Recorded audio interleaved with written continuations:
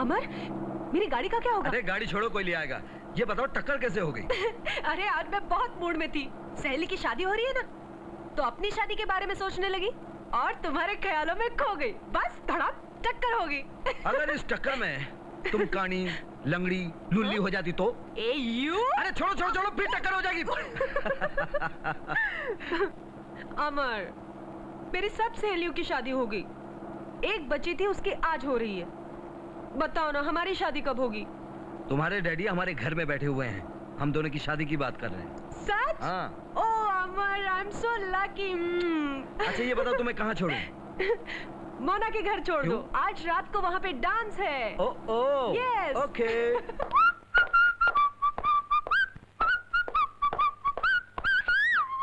क्या बात है बेटे, बड़े मूड में लग रहे हो? कहाँ से आ रहे हो? जी ड्यूटी से आ रहा हूँ। हम पुलिस वाले भी कितने अजीब हैं, ड्यूटी और फर्ज में ऐसे खो जाते हैं कि घर वालों तक को भूल जाते हैं। जी मैं समझा नहीं। कभी अपनी माँ के बारे में सोचा है? जब तुम और मैं दोनों ड्यूटी पे चले जाते हैं तो वो बेचारी कितनी अकेली रह जाती होगी।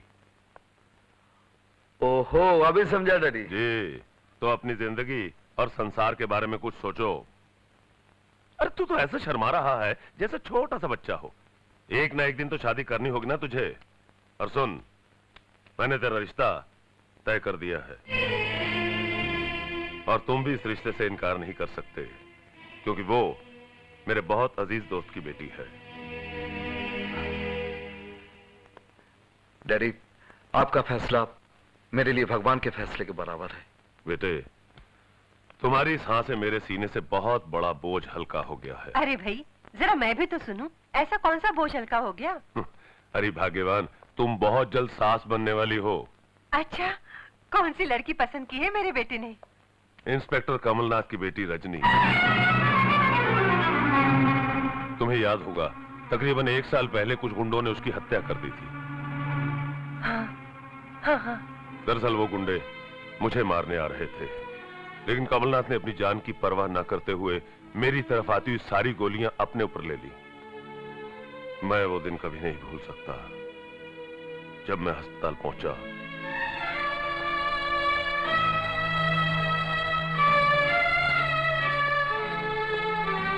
डॉक्टर साहब,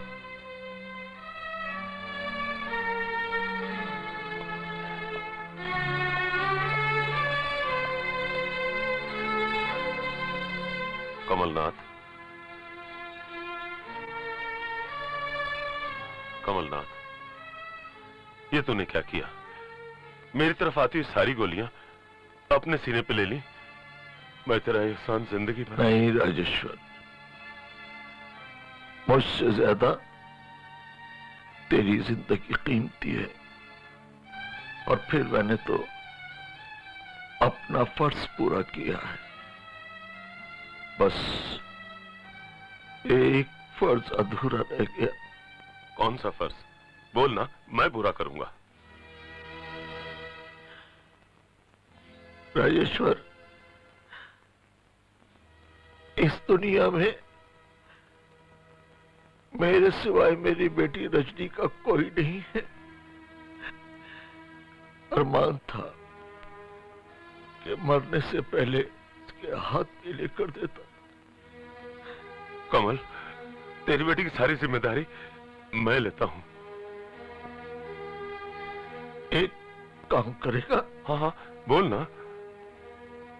मेरी बेटी रजनी को अपने घर की बहू बना लेना।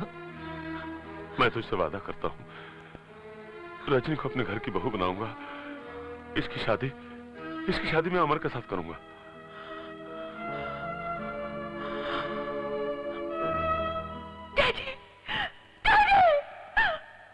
वो एक ऐसा महान इंसान था जिसकी महानता की मिसाल पूरे पुलिस डिपार्टमेंट में सुनने को नहीं मिलती।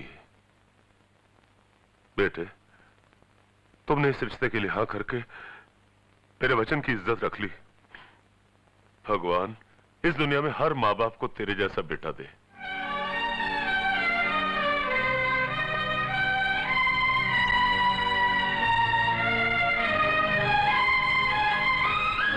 अपने डैडी के एहसानों का बदला चुकाने के लिए तुमने मेरी मोहब्बत की बलि चढ़ा दी। मेरे प्यार का गला घोट दिया तुमने। मेरे सारे सपने तोड़ दिए तुमने। अनीता, डैडी ने जिस विश्वास के साथ कमलनाथ की बेटी से मुझे शादी करने के लिए कहा, एक बेटा होने के नाते मैं उनकी आंखों में जलता हुआ विश्वास का वो दिया बुझा ना सका। और उसी दिए ने मेरी दुनिया में आग लगा दी। अमर, मैंने तुम्हारे सिवा और दुनिया में कुछ सोचा ही नहीं था। उन वफाओं की सजा दे रहे हो तुम मुझे। इतना बड़ा धोखा, इतना बड़ा अन्याय करोगे मेरे साथ? अनीता, मैं तुम्हें ये और कुछ कहकर मेरे दिल को तसल्ली देने की कोशिश मत करो अमर। तुमने मेरा सब कुछ छीन लिया। मेरी खुशियां, मेरे कहके, मेरी जिंदगी, सब कुछ, सब खत्म हो गया अमर। सब खत्म हो गया। अनीता!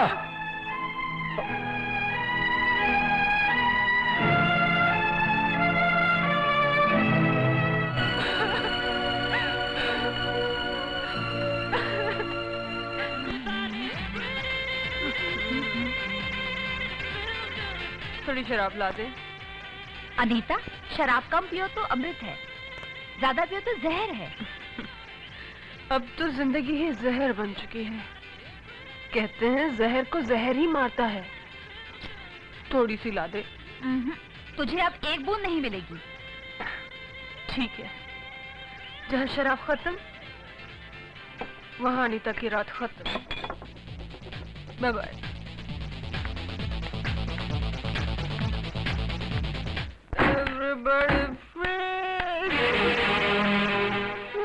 तू शराब पी कर आई है? गम मुझको पी गया, मैं शराब को पी गई। कहते हैं दिल जलो की यही दवा होती है डैडी। किसके लिए अपना दिल जला रही है? उस कमीने अमर के लिए जो तुझे ठुकरा कर किसी और का हो गया है। वो किसी और का हो गया, गम मेरा हो गया। शराब जख्मों का इलाज नहीं है बेटी। अगर तू इसी तरह शराब में डूब गई तो अपनी जिंदगी तू बर्बाद करेगी, साथ में मेरी इज्जत भी तू मिट्टी में मिला देगी। मेरी तो जिंदगी ही मिट्टी में मिल गई। मेरे अरमान जल गए, सपने टूट गए। भूल जाओ उस मनहूस मोहब्बत को। वो 2 कौड़ी का पुलिस वाला अपने आप को समझता क्या है? मैं उससे भी अच्छा लड़का ढूंढ कर लाऊंगा अपनी बेटी के लिए। अगर उसने तुझे ठुकराया है तो तू भी उसे ठोकर मार दे। बेटी भूल जा उसे, भूल जा।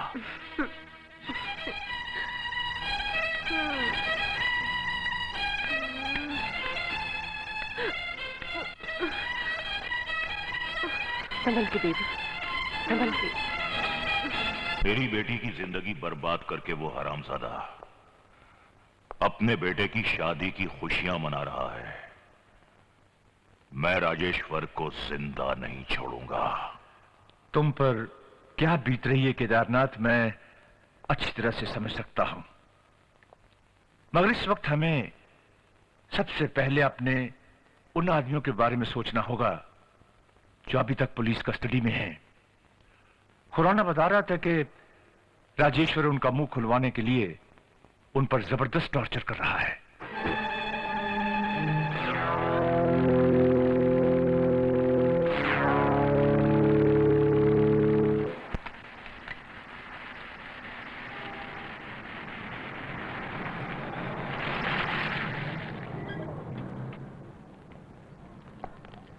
पुलिस?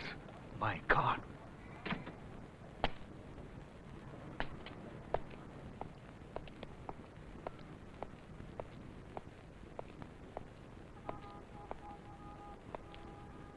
केदारनाथ, केदारनाथ, मैं सोच भी नहीं सकता था कि तुम इस शहर की जुर्म की जंजीरों से जुड़े हुए हो। आखिर भगवान ने तुम्हें क्या नहीं दिया था? किस चीज की कमी थी तुम्हें? फजूल की बातें करके मेरा वक्त बर्बाद मत करो। मतलब की बात पर आओ और ये बताओ कि वो फाइल कहां है? क्यों कमिश्नर साहब, चौंक गए? हमारे जिस आदमी ने तुम्हें उस फाइल तक पहुंचाया था उसे हमने ऊपर पहुंचा दिया। लाओ वो फाइल मेरे हवाले कर दो। मैं चाहता तो अरेस्ट वारंट के साथ तेरे लिए पुलिस और हथकड़ी लेके आता, लेकिन तू मेरा बचपन का दोस्त है, इसीलिए तुझे समझाने आया हूं कि ये जुर्म का रास्ता छोड़ दे और अपने आप को कानून के हवाले कर दे। तुम क्या समझते हो मेरी गिरफ्तारी से जुर्म का अंत हो जाएगा? अरे मैं तो उस जुर्म के पेड़ का एक छोटा सा पत्ता हूं। तो फिर उसकी जड़ कहां है? उस जड़ तक पहुंचने की कोशिश मत करना राजेश्वर, वरना वहां से वापस नहीं लौट पाओगे और वहीं दफन होकर रह जाओगे। इसलिए फाइल मेरे हवाले कर दो और अपनी जान बचा लो। तुम मुझे धमकी दे रहे हो?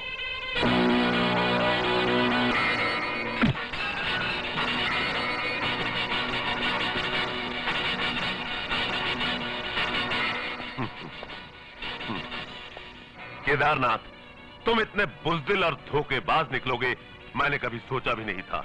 एक दोस्त के साथ गद्दारी करोगे? कैसा दोस्त? किसका दोस्त? अगर तुम मेरे दोस्त होते तो इस तरह मेरी बेटी की जिंदगी बर्बाद नहीं करते। खैर छोड़ो इन बातों को, बताओ कि वो फाइल कहां है? वो फाइल तुझे जिंदगी भर नहीं मिलेगी। मैं तुझे